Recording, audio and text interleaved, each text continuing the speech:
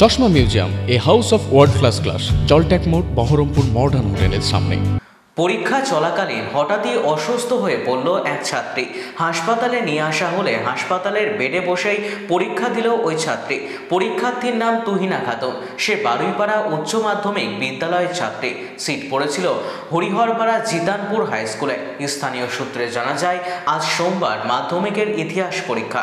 পরীক্ষা চলাকালীন হঠাৎই অসুস্থ হয়ে পড়ে তুহিনা। তড়িঘড়ি উদ্ধার করে হরিহরপাড়া প্রাথমিক স্বাস্থ্যকেন্দ্রে নিয়ে আসে স্কুল কর্তৃপক্ষ।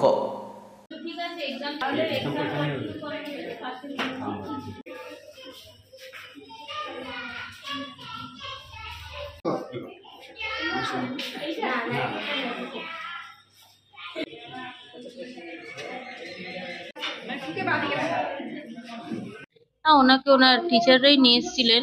পেশেন্টটি হঠাৎ পরীক্ষা দিতে দিতে আনকনসিয়াস হয়ে যায়।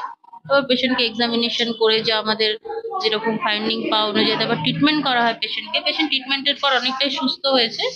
এখন উনি এক্সাম এখানেই দিচ্ছেন, এই হসপিটালে। হাসপাতালে আলাদা রুম করা হয়েছে, ব্যবস্থা করা হয়েছে।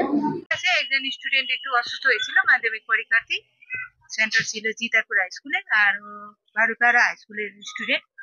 একটু অসুস্থ হয়েছিল, সেই জন্য উনি যেহেতু একটু সমস্যা ছিল বলে ওনাকে নিয়ে এসে এখন হসপিটালে আমরা অ্যাডমিট করা হয়েছে। আর এখন পরীক্ষা দিচ্ছে, ঠিকই আছে, এখন ঠিক আছে পরীক্ষা দিচ্ছে।